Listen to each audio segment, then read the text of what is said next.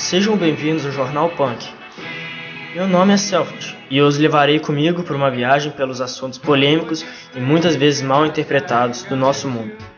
Hoje o nosso tema será Contracultura.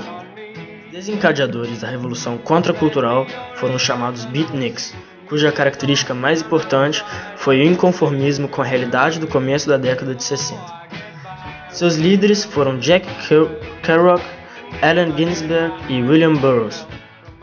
Foi o movimento beatnik que serviu de base para o movimento hippie. O maior canal do movimento hippie foi a música. Roqueiros como Jimi Hendrix, Janis Joplin e os Beatles aderiram ao paz e amor. Na segunda metade dos anos 60, Ken Kesey, Alan Watts, Timothy Leary e Norman Brown criaram a teoria e praxis contracultural, ganhando destaque e transformando-se nas lideranças do movimento.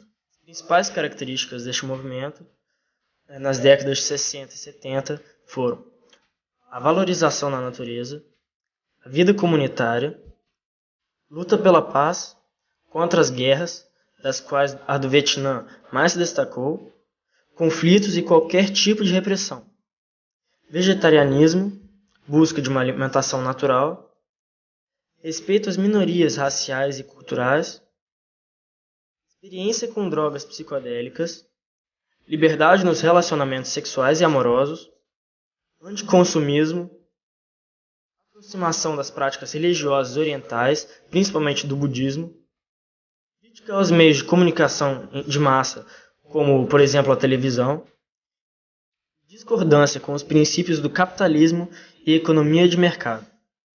Os hippies faziam jus ao lema sexo, drogas e rock and roll, mas ao contrário do que se pensa, também trabalhavam e tinham hábitos de higiene normais. Muitos viviam e vivem em comunidades alternativas, muitas das quais tinham suas próprias bandas que tocavam de graça nas ruas. O estilo musical era definido principalmente por grupos de rock psicodélico, conjuntos de música folk, um gênero mais acústico com letras de protesto, e hoje em dia também o reggae. Drogas sintéticas como LSD e mescalina eram usadas em experiências místico-religiosas, as chamadas viagens coletivas. Esses rituais eram conduzidos por um guru, líder espiritual, e incluíam meditação oriental para atingir a expansão da consciência.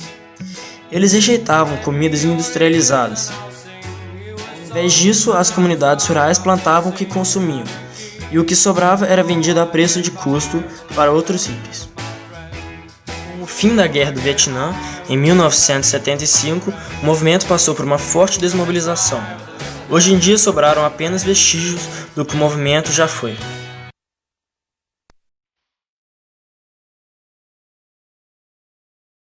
Muitas pessoas associam os punks às gangues, mas as gangues já existiam há muito tempo antes dos punks, e o ser punk não necessariamente necessita ser um gangster. Originalmente, a palavra inglesa punk era utilizada para se referir a um prostituto ou um jovem que não tem compromisso com a vida. Tendo suas raízes nos Estados Unidos, a cultura punk só se consolidou na Grã-Bretanha, em meados dos anos 70. Os hippies defendiam principalmente a extrema esquerda, mas em oposição a eles, o punk apoiava a individualidade e a independência. Os punks, sentimentos como o pessimismo, a revolta, a ira e a rebeldia faziam parte do processo de reforma político-social. Seus ideais eram muito bem representados pela música, que eram em sua maioria bandas formadas por gente pobre que não via futuro com as ações do governo. A política do it yourself, ou faça você mesmo, pregava que músicos e fãs não dependiam de grandes corporações. Dessa ideologia surgiram as gravadoras independentes e os fanzines, que ganharam popularidade e respeito. O do it yourself se expandiu para a moda e para o design. Eram comuns posters, flyers e roupas feitas à mão. Algumas das bandas de punk rock que mais se destacaram no cenário musical deste movimento foram Sex Pistols, The Ramones, The Clash, Velvet Underground e New York Dolls. Atualmente os punks usam roupas com aspecto desgastado, com alfinetes, lenços e calças jeans rasgadas ou justas, além das jaquetas de couro, trabalhadas com patchworks, botas pretas, piercings, correntes, corte de cabelo espetado, que pode ser colorido, entre outros acessórios que visam transmitir um visual agressivo, violento e intimidador. Curiosidades sobre os punks eram as rodas de dança, nas quais os participantes formam uma roda e ficam andando, girando, chutando e dando cotoveladas nas outras pessoas que também estão no circo. Curiosidade, conhecida a poucas pessoas, é que inspirada no visual de índios norte-americanos, o moicano começou a ser usado no final dos anos 70 e se tornou um símbolo da causa. No final dos anos 70, em plena ditadura, nosso país também criou sua cena punk, que começou em São Paulo e Brasília, depois se alastrou para outros estados. Como os discos estrangeiros eram difíceis de encontrar, os fãs gravavam fitas cassete e compartilhavam. Grupos como Cólera, Olho Seco e Aborto Elétrico seguiam o estilo e a sonoridade das bandas estrangeiras. No Brasil, atualmente, punk também é interpretado equivocadamente como uma gíria, que é utilizada para representar que determinada situação, ocasião ou pessoa é difícil ou complicada.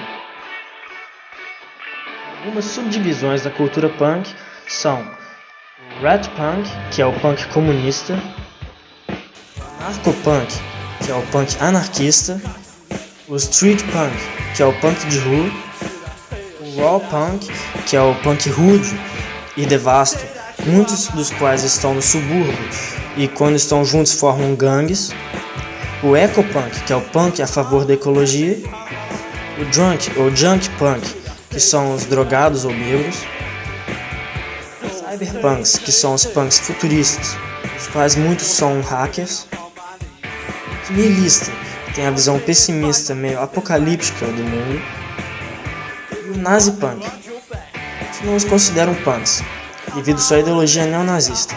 Eu também não os considero. Seu visual é quase punk, mas usam apenas roupas brancas ou pretas, e nenhuma outra cor. Sempre a camiseta que eles vestem tem a suástica nazista. Os maiores inimigos das gangues punks são os skinheads. Para o português significa cabeças lisas ou carecas. Dados da cultura mode, as primeiras manifestações dessa cultura ocorreram por volta de 1967. Naquela época, eles eram apartidários, mas hoje em dia são neonazistas em sua maioria.